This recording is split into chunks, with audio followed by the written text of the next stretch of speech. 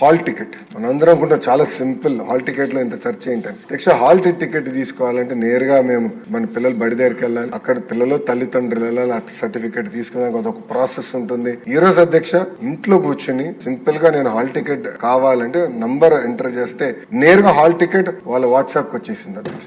So ఎక్కడికి వెళ్ళాల్సిన అవసరం లేకుండా హాల్ టికెట్ నేరుగా వాళ్ళ వాట్సాప్ కి అందజేస్తాం జరిగింది అధ్యక్ష. అధ్యక్ష అంతేకాకుండా అధ్యక్ష ఈరోజు పొద్దున ఈ సబ్జెక్ట్ కూడా ప్రిపేర్ అవుతున్నప్పుడు ప్రశ్న వచ్చింది అధ్యక్ష. దానికి మా అధికారులందరూ వచ్చారు. ఎగ్జామినేషన్ రిజల్ట్స్ గురించి కూడా డిస్కస్ చేస్తే వాళ్ళు అడిగారు ఆన్లైన్ పెడదాం సార్. నేను నో ఆన్లైన్, ఇప్పుడు పుష్ చేద్దాం. అంటే మనకి ఎవరు హాల్ టికెట్ డౌన్లోడ్ చేశారో మనకు తెలుసు, ఏ నంబర్ నుంచి డౌన్లోడ్ చేశారో తెలుసు, ఆధార్ వివరాలు మన దగ్గర ఉన్నాయి, ఫోన్ నంబర్ లింకే ఉంది. సో ఆ పిల్లల రిజల్ట్ నేరుగా మార్క్ అయిపోయినప్పుడు ఏ రోజైతే మనం రిజల్ట్స్ ప్రకటిస్తాం నేరుగా వాట్సాప్ డైరెక్ట్ గా పుష్ చేద్దాం, వాళ్ళు అడగాల్సిన అవసరం ఉండకూడదు అనే లక్ష్యం పెట్టుకున్నాం అధ్యక్ష. ఇట్లా అధ్యక్ష ప్రతి సర్వీస్, పవర్ బిల్ కానీ, ప్రాపర్టీ ట్యాక్స్ రిలేటెడ్ కానీ, ఇతర సర్వీసెస్ కూడా రియల్ టైం పుష్ చేస్తాం అధ్యక్ష. పుల్ అనేది ఉండదు. సో ఎందుకంటే ఏమో మనం మర్చిపోతాం అధ్యక్ష. మీ అందరూ తెలుసు, క్రెడిట్ కార్డ్ బిల్ ఒక రోజు లేట్ కడితే ఇంట్రెస్ట్ రేట్ విపరీతంగా బాధేస్తాడు అధ్యక్ష. ఒకసారి నాకు జరిగింది అది. నేను క్రెడిట్ కార్డ్ బిల్ ఒక 4 రోజులు లేట్ కడితే నాకు పెనాల్టీ వేసి గట్టిగా బాధేస్తారు అధ్యక్ష. సో అప్పుడు ఆ రోజు నేను అనుకున్నా పుష్ అనేది ఉండాలి కదా, ఎందుకంత ఇబ్బంది పడాలి ప్రజలు అనుకున్నా అధ్యక్ష. అందుకే ఇప్పుడు అన్ని సర్వీసెస్ కూడా కేవలం పుల్లే కాదు పుష్ మోడ్ ద్వారా కూడా చేయాలనే లక్ష్యంతో మనం పనిచేస్తాం అధ్యక్ష.